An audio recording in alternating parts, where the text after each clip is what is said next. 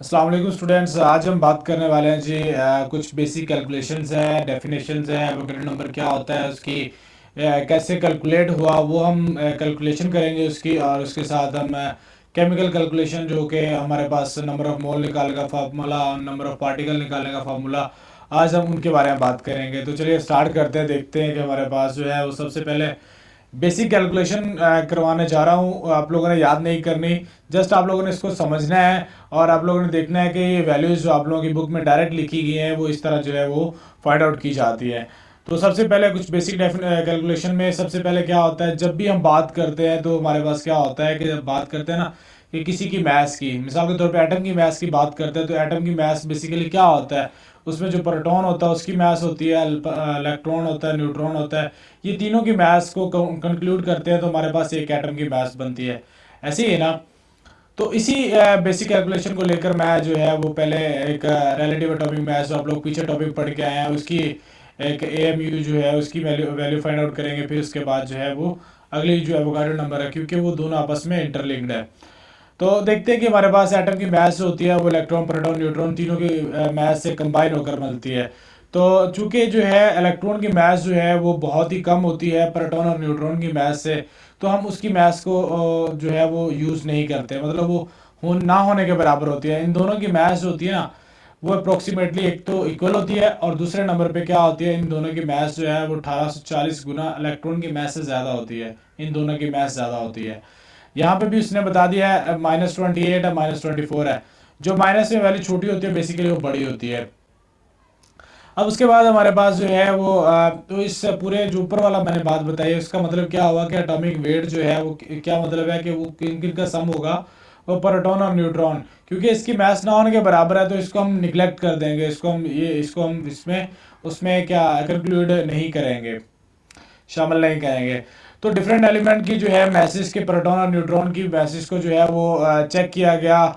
और उसके बाद जो है कार्बन को एक सेलेक्ट किया गया, क्योंकि कार्बन में जो है वो ज़्यादा जो होल नंबर है, एक तो दूसरे नंबर भी है कि उसमें 6 प्रोटॉन है, 6 इलेक्ट्रॉन है, 6 न्यूट्रॉन है। तो इसमें टोटल जो मैस आती है वो कितनी आती है, 12 आती है। ये सारी कैलकुलेशन आप लोगों ने याद नहीं करनी, घबराना नहीं है, आप लोगों ने जस्ट इसको एक दफ़ा रीड देख लेना है कैसे किया है मैंने। तो देखिए mass of one carbon atom जो है वो किसी भी तरीके से, किसी डिफरेंट टेक्निक से, स्पेक्ट्रोस्कोपी से, कोई और प्रोसेस से जो है कार्बन के सिर्फ एक एटम की जो मैस को जो है वो कैलकुलेट कर लिया गया। उसकी मैस जो है वो एक एटम की हुई वाली है और बहुत ही कम वैल्यू है जी उसकी मैस की। तो एटम जो है, एक एटम की मैस जो है वो किसके बराबर है, एक एटम के अंदर क्या क्या चीज़ें होती है जी, इलेक्ट्रॉन होता है, प्रोटॉन होता है और न्यूट्रॉन होता है। उसकी मैस एक एटम की ये वाली है। अब मजीद कैलकुलेशन में क्या होता है, चूंकि इलेक्ट्रॉन जो है कार्बन के अंदर 6 है, प्रोटॉन 6 है, न्यूट्रॉन 6 है, उनकी मास जो है वो वैसे ही लिखी गई है। चूंकि अब पीछे हम बात करके आए हैं कि इलेक्ट्रॉन की मास ना होने के बराबर है तो इसको निगलेक्ट कर दिया गया। तो निगलेक्ट करेंगे तो प्रोटॉन और न्यूट्रॉन की मास आएगी सिर्फ, और ये वैल्यू आ जाएगी साथ। अब एक बात ये भी है कि प्रोटॉन और न्यूट्रॉन की अप्रोक्सीमेटली मास जो होती है वो सेम होती है, सिमिलर होती है। तो हम क्या कहते हैं, दोनों की जब मास सेम है तो हम कहते हैं कि 12 पार्टिकल्स यूज़ कर लेते हैं। 6 पार्टिकल मिलकर क्या बनाते हैं, 12 पार्टिकल्स है। तो 12 पार्टिकल्स की मास जो होगी वो क्या होगी, इतनी होगी, क्योंकि एक एटम के अंदर 12 पार्टिकल है ना, 12 उसकी मास है ना, 12 है। प्रोटॉन भी 6 है, न्यूट्रॉन भी 6 है। तो इसकी जो है वो ये देखें ज़रा आप, अगर हम 12 पार्टिकल में से एक पार्टिकल की मास निकालना चाहते हैं तो हम 12 को उधर दूसरी साइड में जाके डिवाइड कर देंगे, तो हमारे पास एक पार्टिकल की मास आ जाएगी, और वो मास जो आएगी वो ये वाली आएगी, 1.6605 10⁻24 ग्राम आ जाएगी। अब उसके बाद जो है हम क्या करते हैं, ये वाली वैल्यू जो होती है हमारे पास क्या होती है, ये हमारे पास AMU होती है, ये एटॉमिक मास यूनिट होती है, जो कि वैल्यू आप लोगों ने पीछे रिलेटिव एटॉमिक मास यूनिट के जो है टॉपिक में जो है वो पढ़ी थी। ये इस तरह जो है इसको कैलकुलेट किया जाता है। सिंपल है कि एटम है ना, एटम की जो है वो क्या है, उसके इलेक्ट्रॉन, प्रोटॉन और न्यूट्रॉन से मिलकर बना होता है एटम। तो उसमें इलेक्ट्रॉन की मास ना होने के बराबर है, सिर्फ और सिर्फ प्रोटॉन और न्यूट्रॉन की मास को शामिल किया जाता है उसकी मास में। तो डिफरेंट किसी टेक्निक से जो है उसके एक एटम की मास निकाली और उसके कैलकुलेशन की, और कैलकुलेशन से हमारे पास एक AMU की मास आ गई। मतलब क्या है कि 12 कार्बन के, अगर मिसाल के तौर पे 12 है ना, क्या नाम है, 12 बॉक्सेस है कार्बन के, 1 2 3 4 5 6 7 8 9 10 11 और 12। ठीक है, अब 12 बॉक्सेस में से क्या है कि एक बॉक्स की जो मैस है वो ये वाली है, एक पार्टिकल, एक उसके जो है, अब देखे ना 12 क्या नाम है इसके पार्टिकल में से 6 प्रोटॉन थे, 6 न्यूट्रॉन थे, एक ये वाला पार्टिकल, मतलब ये है कि कोई एक प्रोटॉन हो सकता है कि एक न्यूट्रॉन हो सकता है, उससे मैस आ गई। अब इसके बाद मजीद ये है कि ये वाला जो नंबर है, ये बेसिकली ये जो नंबर आया है, ये आपने क्या किया है, एक एटम की मैस और डिवाइडेड बाय 12 किया है ना। जिस तरह ये देखिए यहाँ पे कार्बन और 12 है, 1/12 पार्ट जो है आप लोगों ने उसका निकाले है। 12वें क्या नाम है उसके 12वें में से एक उसका जो है हिस्सा निकाल लिया, जो कि है A1 AMU वैल्यू जो है। अब इस वैल्यू जो है इसको स्टैंडर्ड रखा जाता है, और स्टैंडर्ड रखने के बाद इस वैल्यू से बाकी जितने भी एलिमेंट है उनकी मैसेज को कंपेयर किया जाता है, और जो है उनकी मैसेज जो है वो रिलेटिव एटॉमिक मैसेज जो है वो निकाली जाती है, फाइंड आउट की जाती है। एक तो ये कैलकुलेशन आप लोगों को समझनी है। अब इससे जो है वो रिलेटेड क्या है, हमारे पास आज का टॉपिक भी इसी से रिलेटेड है। चूंकि नाइट्रोजन की मैस जो है वो 14 है, और मैस किससे मिलकर बनी होती है, प्रोटॉन और न्यूट्रॉन से। उसमें 7 प्रोटॉन है, 7 ही न्यूट्रॉन है। और 14 जो है आप लोगों के पास 14 टाइम, ये 14 टाइम जो है मैस इसके इक्वल है, क्योंकि ये देखिए इक्वल कह रहा हूँ मैं, ये 14 टाइम जो है मैस होगी ये वाली नाइट्रोजन की। ये वाला जो नंबर लिखने का मकसद क्या है कि ये एक पार्टिकल होगा उसका, प्रोटॉन का, न्यूट्रॉन का, इस पार्टिकल मतलब इतने टाइम जो है इसकी मैस होगी। सिंपल आप लोग ये कह लें कि नाइट्रोजन की जो है 14 टाइम जो मैस जो होगी वो ज़्यादा होगी, और इसी तरह ऑक्सीजन की मैस 16 टाइम्स होगी, वो ज़्यादा होगी, 16 टाइम्स मैस होगी इसकी, क्योंकि उसके जो है वो मैस जो है उसमें प्रोटॉन और न्यूट्रॉन कितने हैं, 8 प्रोटॉन 8 न्यूट्रॉन है, तो कितने टाइम्स होगी उसकी मैस, 16 टाइम्स की मैस होगी ऑक्सीजन की। और ये जो नंबर है, ये जो हमने कैलकुलेशन के लिए AMU जो है, वहाँ पे एक बॉक्स था ना, एक बॉक्स की मैच थी, तो यहाँ पे वो कह रहा है कि 14 में से इसके एक बॉक्स की मैच है, तो 14 से मल्टीप्लाई करेंगे तो इसकी मैच आप लोगों के पास आ जाएगी। कैलकुलेशन है सिंपल, कोई और मसला नहीं है। 14 AMU आ गया, 14 AMU atomic mass unit, 14 AMU। ये AMU जो है वो किसके बराबर, आप लोगों ने पीछे देखा कि ये वाली वैल्यू जो है वो AMU के बराबर है, ये वाली वैल्यू जो है वो किसके बराबर है, AMU के बराबर है, ये वाली वैल्यू जो है वो ये वाली। तो हमने उस वैल्यू की जगह पे AMU लिख दिया। इसी तरह से यहाँ पे भी हमने इस वैल्यू की जगह पे AMU लिख दिया, ताकि जो है वैल्यू से जान छूटे, और जो है वो कम्प्लेक्स से भी जान छूट जाएगी। और AMU का मतलब है एटॉमिक मैस यूनिट। यूनिट का मतलब क्या है, एक सिंगल यूनिट की मैस उसने ये वाली है, एटॉमिक एटम की, और उसकी क्या है मैस है, और किसकी, यूनिट की मैस है। एक यूनिट सिंगल एक बॉक्स की मैस है उसकी। यूनिट जो है आप लोग फर्स्ट ईयर में चौथे चैप्टर सॉलिड में भी पढ़ लेंगे, यूनिट सेल क्या होता है, वहाँ पे बड़ी डिटेल है इसकी। उसके बाद जी हमारे पास हाइड्रोजन की मैस जो है वो एक एटम की मैस है, तो AMU आएगा, A1 AMU। नाइट्रोजन एक एटम है, तो उसकी मैस क्या होगी, 14 AMU। 16 जो है वो उसकी मैस होगी ऑक्सीजन की, 16 AMU उसकी मैस है। और ये तमाम के तमाम सिंगल एटम है, उनकी मैसेज को हम क्या कहते हैं, एटॉमिक मैसेज। अगर इन मैसेज को हम अगर हम ग्राम में लिख देंगे, ये जो AMU में लिखी हुई है अगर हम ग्राम में लिख देंगे, क्या होगा, ग्राम एटॉमिक मैस हो जाएगी, सिंपल। ठीक है, ग्राम एटॉमिक मैस। नेक्स्ट है मालिक्यूल की, तो हाइड्रोजन का मालिक्यूल है, दो हाइड्रोजन जो है, एक ये वाला एक ये वाला, दो हाइड्रोजन है, ठीक है। तो इन दोनों के मैसेज को प्लस करेंगे 2 AMU आएगा। तो यहाँ पे देखिए एक ये है एक ये, दो दो AMU इसकी मैस होगी मालिक्यूल के हाइड्रोजन की। नाइट्रोजन के जो है मालिक्यूल की मैस जो है 28 होती है, क्योंकि एक एटम की सिंगल 14, तो 14 को प्लस करेंगे 28 आएगी। इसी तरह ऑक्सीजन की भी कितनी होती है, 32 होती है, दोनों को प्लस कर लेंगे। हाइड्रोजन में, नाइट्रोजन में 2 एटम होते हैं, ऑक्सीजन में भी 2 है, हाइड्रोजन में भी 2 है, तो ये एटम का भी आप लोगों को पता होना चाहिए कि एटम कितने हैं उसमें। तो ये मैस है किसकी, मालिक्यूल की, तो हम इसको क्या कहते हैं, मालिक्यूलर मैस। और इनमें तमाम में जो होता है बॉन्ड होता है, कोवलेंट बॉन्ड होता है। अगर आयनिक होगा तो फिर वो फार्मूला मैस में तब्दील हो जाएगा। ये एग्जाम्पल भी देख लेते हैं। तो देखते हैं जी, डेफिनेशन आप लोगों की बुक से मैंने निकाली है, जो देख लेते हैं। ग्राम एटॉमिक मैस है जी, अगर हम मैस को आप लोग क्या कर देंगे, ग्राम के अंदर रिप्रेजेंट कर देंगे, तो वो क्या होगी, वो आप लोगों के पास ग्राम एटॉमिक मैस आ जाएगी, जो एग्जांपल आप लोगों ने देखी है। मालिक्यूल की मैस को आप लोग क्या करेंगे, अगर हम ग्राम में लिखेंगे, ये देखिए मालिक्यूल है हाइड्रोजन का, वाटर का, सल्फ्यूरिक एसिड का, तमाम मालिक्यूल है, इनकी मैसेज को ग्राम में लिखेंगे तो क्या आ जाएगा, ग्राम मालिक्यूलर मैस आ जाएगा। ठीक होगी बात। शर्त यह है कि कोवलेंट बॉन्ड होना चाहिए। अगर आयनिक होगा तो फिर क्या होगा, उनकी मैसेज जो होगी वो फार्मूला मैस में तब्दील हो जाएंगी। जैसा कि यहाँ पे देखिए, यहाँ पे +1 है, यहाँ पे -1 है, तो कितना होगा, ये सोडियम का मास होता है 23, क्लोरीन का मास होता है जी आप लोगों के पास 35.5, दोनों को प्लस करेंगे तो क्या आएगा 58.5 आ जाएगी। ये आ जाएगी मास। एएमयू में अगर आप लोग इसको ग्राम में लिख लेंगे तो क्या हो जाएगा, ये आप लोगों के पास ग्राम फार्मूला मास हो जाएगी। तो ये था इस तरह। अब ये है बेसिक कैलकुलेशन जो है आप लोगों के पास। होता क्या है, होता कुछ इस तरह से है। वो कहता है ये है, एक मिनट, हाइड्रोजन है ना, मैंने एग्जांपल हाइड्रोजन से स्टार्ट किया है। कहता है कि एक atom of hydrogen is equal to mass कितनी होगी 1 एएमयू, जो हम पीछे अभी रिसेंटली पढ़ के आ रहे हैं। तो ए 1 atom of hydrogen, 1 atom of hydrogen मतलब 1 एएमयू की वैल्यू लगाएंगे तो ये वैल्यू लग जाएगी। अब वो कहते हैं कि ये वाली वैल्यू जो है बहुत ही छोटी है, हम उसको मेजर नहीं कर सकते, उसको उसका वेट नहीं कर सकते, नॉट पॉसिबल है, पॉसिबल ही नहीं है।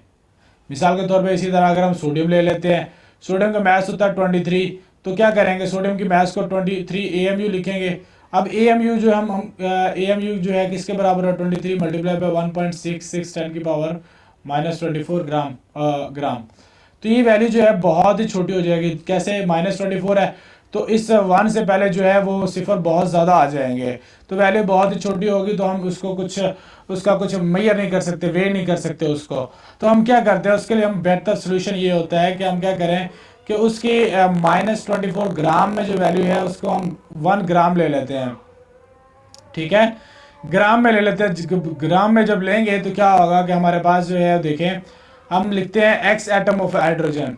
एक ग्राम में कितने एटम होंगे हम ये देखना चाह रहे हैं। पहले तो हमने देखा कि एक एटम के अंदर कितने ग्राम होते हैं जी, एक एटम के अंदर इतने ग्राम है, तो एक ग्राम में कितने एटम होंगे। तो उसके लिए हम सोल्यूशन करते हैं कि x is equal to 1 gram atom of hydrogen.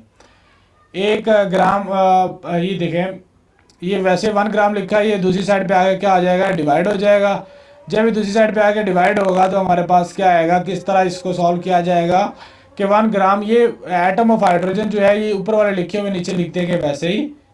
इसमें 1 से कैंसिल हो जाएगा, ग्राम ग्राम से कैंसिल हो जाएगा। ये वाली वैल्यू जो होगी इसको 1 डिवाइडेड बाय आ जाएगा, 1 डिवाइडेड बाय 1.6605, और ये 10 की पावर 24 ऊपर जाके प्लस हो जाएगा। तो हम ये इस तरह लिखेंगे इसको, और ये जो है पॉइंट को दूसरी साइड पे लेकर जाएंगे तो यहाँ पे 23 आ जाएगा, और ये आप लोगों के पास रियल में जो है नंबर आ जाएगा। और ये जो है 6.01023 एटम्स, ये है आप लोगों के पास एवोगैड्रो नंबर, जो आप लोग इसके बाद जो हम पढ़ने वाले हैं। तो ये कैलकुलेशन करने का मकसद सिर्फ इस वैल्यू को निकालना था। सिंपल ये कह रहा हूँ कि आप लोगों के पास एएमयू में वैल्यू जब भी होगी उसको आप लोग मेजर नहीं कर सकते, लेकिन अगर ग्राम में होगी तो आप कुछ पॉसिबल है कि आप लोग उसको देख सकें। तो उसके लिए हमने क्या किया, एक ग्राम में कितने एटम होंगे वो लिखा हमने, और इस तरह जो है वो कैलकुलेशन की। तो कंक्लूड करते हैं तो 1 एएमयू 1 एटॉमिक मास यूनिट जो मास होती है उसमें कितने एटम होते हैं जी, कितने ग्राम होते हैं उसमें, उसमें इतने ग्राम होते हैं, और वो कितने होते हैं, एक एटम होता है। लेकिन अगर हम 1 ग्राम लेंगे तो आप लोगों के पास कितने एटम होंगे, उसमें इतने एटम होंगे। इसी तरह से सिमिलरली हमारे पास जो है वो कुछ और भी 2 एग्जांपल लिए हैं ताकि आप लोगों को कॉन्सेप्ट समझ आ जाए कि सोडियम है, सोडियम में 23 जो है वो मास है, एक एटम उसमें। अगर आप 23 ग्राम ले लेंगे तो आप लोगों को पता है ना एएमयू जो है बहुत छोटी वैल्यू है, ग्राम लेंगे तो आप लोगों के पास एटम इतने आ जाएंगे। सेम प्रोसेस के साथ सॉल्व करेंगे तो ऐसा होगा। इस तरह वाटर के मालिक्यूल पे भी 18 एएमयूज की मास होगी, और इसमें मालिक्यूल जो है वो एक मालिक्यूल होगा। तो 18 ग्राम है तो 18 ग्राम के साथ क्या होगा 6.023 जो है उसमें मालिक्यूल आएंगे। सेम प्रोसेस के साथ वैसे ही करना, कोई प्रॉब्लम कोई मुश्किल नहीं है। ठीक है, तो ये जो है इस तरह जो है आप लोग इसको सॉल्व कर लेंगे। अब इसके बाद जो है कहता है सिंपल अल्फाज में हम क्या कह सकते हैं इसको, 6.023 जो है वो क्या है, पार्टिकल आर इक्वल टू 1 मोल। ये तमाम के तमाम जो है ये क्या है, ये जो पार्टिकल है सारे के सारे 1 मोल के बराबर है। क्यों मोल के बराबर है, यहाँ पे एक बात बताने वाले हैं कि अगर आप लोग मिसाल लेता हूँ कि अगर आप लोग दुकान पे जाते हैं, कहते हैं कि भाई आप मुझे ना 1 दर्जन जो है वनडे दे दें, 1 दर्जन पेंसिल दे दे, 1 दर्जन मार्कर दे दे, 1 दर्जन लेमन दे दे, एप्पल दे दे 1 दर्जन, 1 दर्जन कार दे दे। तो अब सब में देखिए, अब सारी चीज़ें जो मैंने बताई हैं इन सब में एक चीज़ कॉमन है, वो क्या है 12 जो है वो सब में कॉमन है, लेकिन सबकी जो मैथ्स है सबकी डिफरेंट है। हर एक की मैथ्स जो है वो दूसरे से अलग होगी। तो यहाँ पे भी सेम प्रोसेस हो रहा है कि देखें यहाँ पे मैथ्स 1 ग्राम है, यहाँ पे मैथ्स 23 ग्राम है, यहाँ पे मैथ्स 18 ग्राम है। तो सब में मैथ्स जो है वो डिफरेंट है, लेकिन जो नंबर आ रहा है वो सब में एक जैसा आ रहा है। ये नंबर आ रहा है इसमें ये नंबर आ रहा है, इसमें ये नंबर आ रहा है। तो इन तमाम नंबर से बचने के लिए वो कह रहा है, इन तमाम नंबर को नाम दे दिया उसने, कहा कि ये एक मोल है, ये एक मोल के बराबर होगी, और उसको हम Na लिखते हैं। ये जो है इसको Na लिखा जाता है और ये मोल के बराबर होता है। ठीक है, तो ये सारे का सारा आप लोगों ने इसको इस तरह याद रखना है। अब डेफिनेशन देख लेते हैं एवोगाड्रो नंबर की। एवोगाड्रो नंबर की जो डेफिनेशन है वो है कुछ इस तरह से कि Avogadro number is the collection, जो है एवोगाड्रो नंबर जो होता है वो इन तमाम पार्टिकल्स की कलेक्शन होता है। और इसको Na से रिप्रेजेंट किया जाता है। सिंपल आप लोग ये समझ लें कि एटम हो, मॉलिक्यूल हो या फार्मूला यूनिट में अगर इतने नंबर आ जाएंगे तो वो नंबर ऑफ पार्टिकल्स आ जाएंगे, तो वो क्या होगा, वो एवोगाड्रो नंबर में आ जाएगा। और ये जो है 1 मोल के बराबर भी होती है। ये जो नंबर है ना, ये एवोगाड्रो नंबर जो है ये 1 मोल के बराबर भी होता है। अब इसकी सिंपल कैलकुलेशन भी कर लेते हैं अगर आप। कहते हैं कि आप लोगों के पास मिसाल के तौर पे सोडियम है, सोडियम की मास जो है 23 है, 23 AMU है। अगर आप लोग 23 को जो है वो ग्राम में लिखते हैं, तो ग्राम में जब लिखेंगे तो उसकी जो नंबर ऑफ पार्टिकल उसमें आएंगे वो 23 आएंगे, और ये इक्वल होगा 1 मोल के।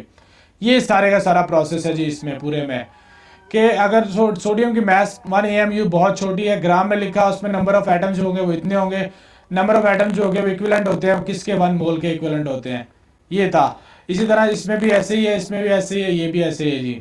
ठीक है, मालिक्यूल होंगे वाटर के तो वो भी 1 मोल के बराबर है, फार्मूला यूनिट होंगे NaCl के वो भी 1 मोल के बराबर होंगे, उसमें नंबर ऑफ पार्टिकल्स होंगे वो 1 मोल के बराबर होंगे। उसके बाद जी ये कहता है कि मोल जो होता है amount of substance that contain, mole जो होता है वो भी बात करके आए कि मोल जो है वो इतने, उसमें अगर किसी भी एटम मॉलिक्यूल या फार्मूला यूनिट में इतने नंबर ऑफ पार्टिकल्स मौजूद हैं तो वो 1 मोल के बराबर होगा। ठीक है, अगर तो इन तमाम के अंदर इतने नंबर ऑफ पार्टिकल मौजूद है तो 1 मोल के बराबर होगा। और मोलर मास क्या होती है, अगर कोई भी एटम मॉलिक्यूल फार्मूला यूनिट की मास को अगर आप लोग किस में रिप्रेजेंट करेंगे, ग्राम में रिप्रेजेंट करेंगे, तो वो मोलर मास हमें आ जाएगा। अब लास्ट पे है जी एटॉमिक मास। कार्बन का मास अगर 12 ग्राम है तो 1 मोल के बराबर होगा, 18 ग्राम है तो 1 मोल के वो भी बराबर होगा, 98 है वो भी 1 मोल के बराबर होगा। तो ये इसमें बताएगी। अब इसके बाद कुछ रिलेशंस है, देख लेते हैं। नंबर ऑफ मोल्स जो है वो क्या होता है, नंबर ऑफ मोल्स निकालने का प्रोसेस होता है। Number of moles is equal to किसके बराबर होगा, मास ओवर मोलर मास। ठीक है, मास ओवर मोलर मास ये फॉर्मूला है जी आप लोगों को किसको निकालने का, नंबर ऑफ मोल निकालने का फॉर्मूला है। मैथ हमेशा दी गई होगी और मोलर मैथ आप लोगों ने निकालनी होगी। तो मिसाल के तौर पे एग्जांपल आप लोगों को मैंने लिखी है, बोर्ड में आ चुकी है ये वाले एग्जांपल। नंबर ऑफ मोल निकाले हैं 40 ग्राम ऑफ एन क्या नाम है H3PO4। लाइट ऑफ हो गया, जरा देखते हैं, चलते ना, फिर भी कंटिन्यू करते हैं। देखते जी हमारे पास क्या होगा कि ये जो है ये इसमें जो 40 ग्राम है ना, 40 ग्राम में मैस दे दी गई है। ठीक है, मैस 40 ग्राम है। मोलर मैस आप लोग निकालना है, इसकी मोलर मैस कितनी होगी, 3 प्लस फास्फोरस 31 होता है 4 और ये 16 आएगी। इन सबको प्लस करेंगे तो 98 आ जाएगा। ये 34 प्लस 64 दोनों 98 आ जाएगा। तो इसकी जो है क्या करेंगे, यहाँ पे फॉर्मूला लगा देता हूँ मैं, जरा देखें जरा, एक मिनट। ये है 40 ग्राम डिवाइडेड बाय 98। तो इसको जो है आप लोग कैलकुलेट करेंगे तो आप लोगों के पास इसकी मैस आ जाएगी। नंबर ऑफ पार्टिकल का फॉर्मूला है एटम मॉलिक्यूल फार्मूला यूनिट। अगर कोई भी पूछ लेता है, एटम पूछ लेता है, मॉलिक्यूल पूछ लेता है, फार्मूला यूनिट पूछ लेता है, तो यही फॉर्मूला लगेगा, number of mole multiply by Avogadro number.